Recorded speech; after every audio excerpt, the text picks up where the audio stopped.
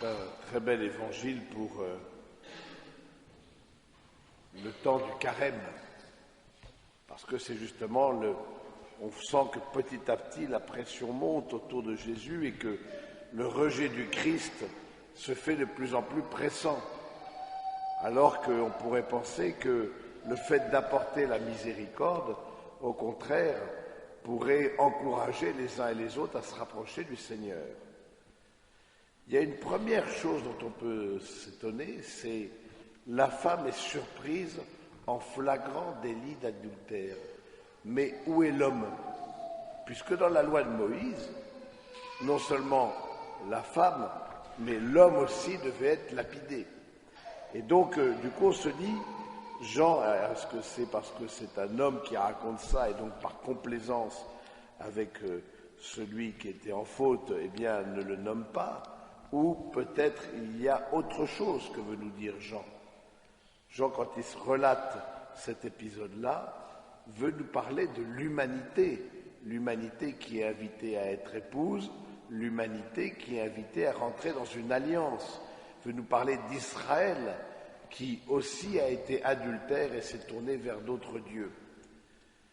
Mais au-delà de l'aspect, j'allais dire, plus juridique de la chose, ce qui est intéressant, c'est de voir le basculement qu'il y a entre la femme qui est au milieu, par deux fois c'est dit dans Jean, et puis progressivement, ce n'est plus la femme qui est au milieu, c'est Jésus qui est au milieu. C'est Jésus qui est celui qui est accusé d'une manière ou d'une autre, celui qu'on met en doute et dont la parole peut-être est remise en doute. Est-ce qu'il va, oui ou non, suivre la loi de Moïse? On voulait le piéger. Et il écrit sur le sol. C'est la seule fois où il est dit que Jésus écrive. C'est la seule fois. Il n'y a pas d'autre fois dans l'Évangile, comme toute proportion gardée, comme Socrate, il n'a jamais rien écrit. Et alors, du coup, on peut se poser la question, mais qu'est-ce qu'il a écrit? Il traçait des traits sur le sol, et il écrivait des traits sur le sol. Qu'est-ce qu'il a écrit?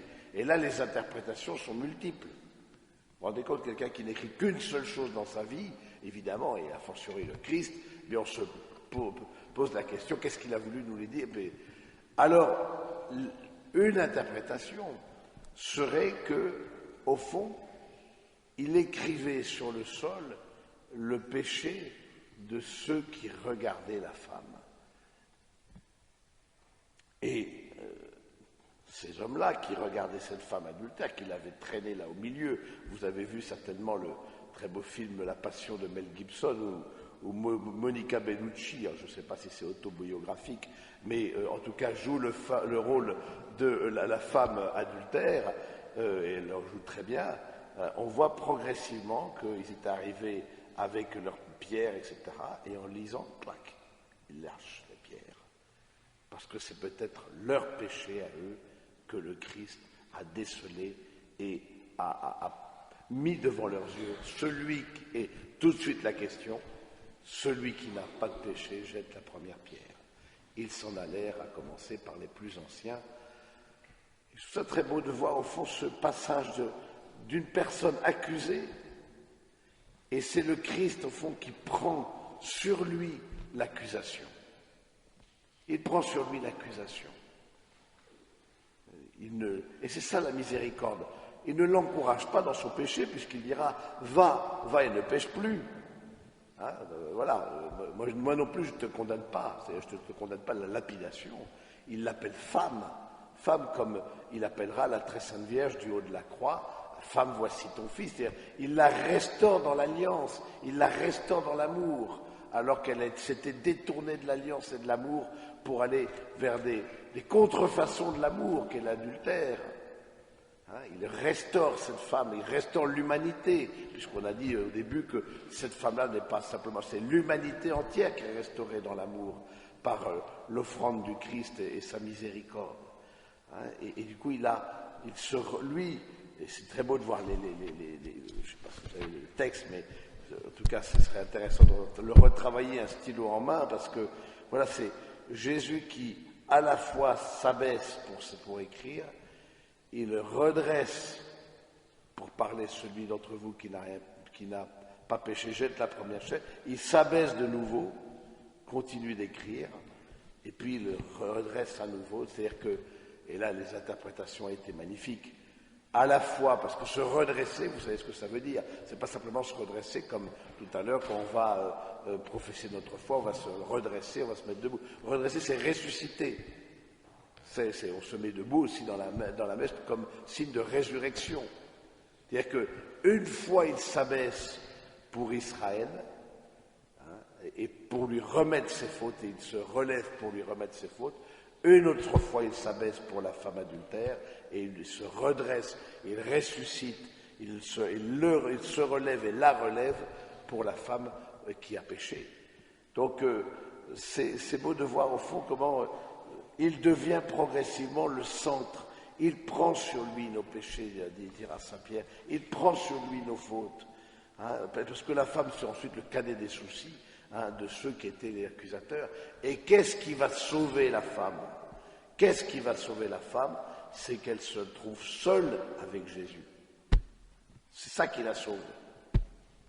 Elle se trouve seule avec Jésus. Où sont tes accusateurs? Quelqu'un t'a-t-il accusé? Où sont-ils? Personne, Seigneur, ne m'a condamné.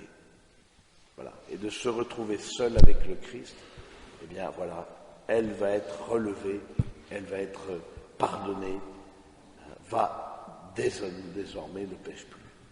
Et j'ai eu une distraction, mais vous pourrez faire la méditation chez vous aussi, c'est extraordinaire. Quand vous lisez la deuxième lettre aux Philippiens, mais vous dites, imaginons que ce soit la femme adultère qui lise cette deuxième lettre aux Philippiens.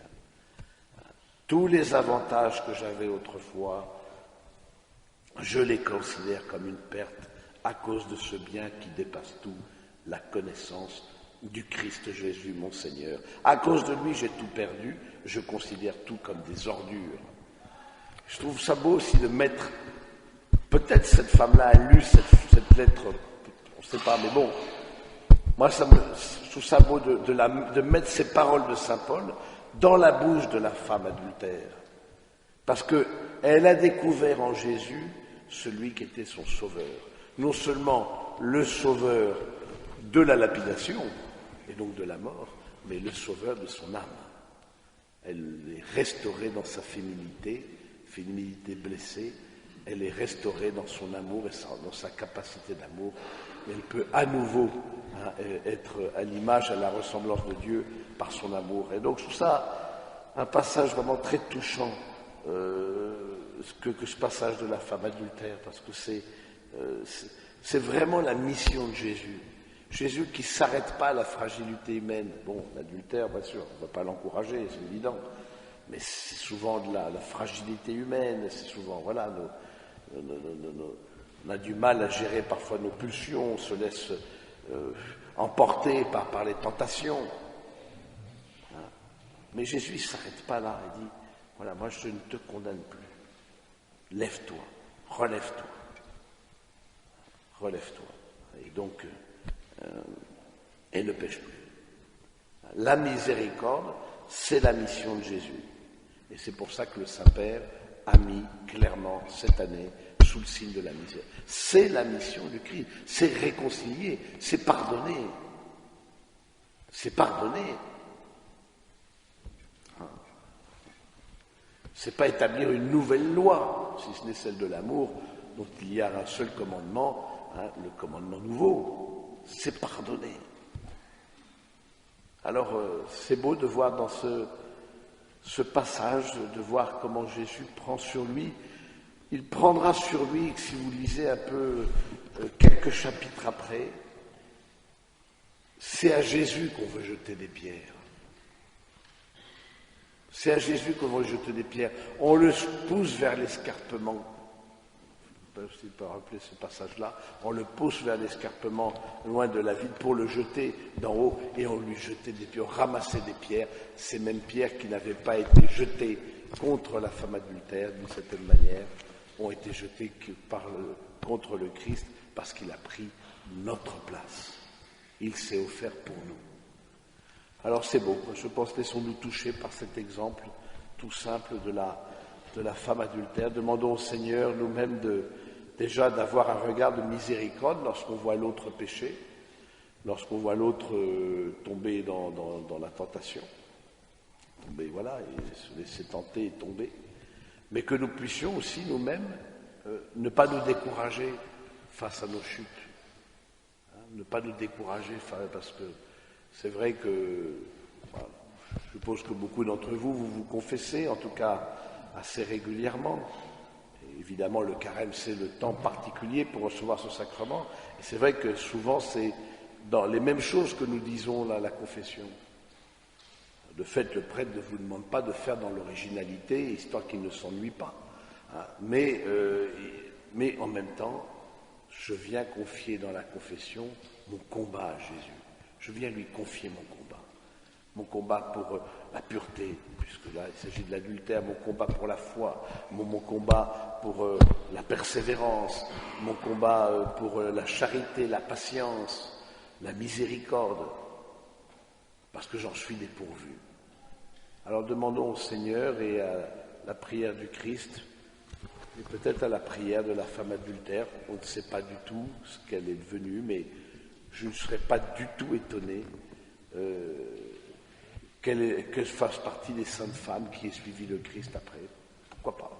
En tout cas, voilà, c'est une interprétation libre, hein, parce qu'elle a expérimenté dans sa chair vraiment la miséricorde de Dieu. Nous demandons vraiment à la prière aussi de la femme adultère, sauvée, rachetée, qu'elle nous aide à croire en sa miséricorde.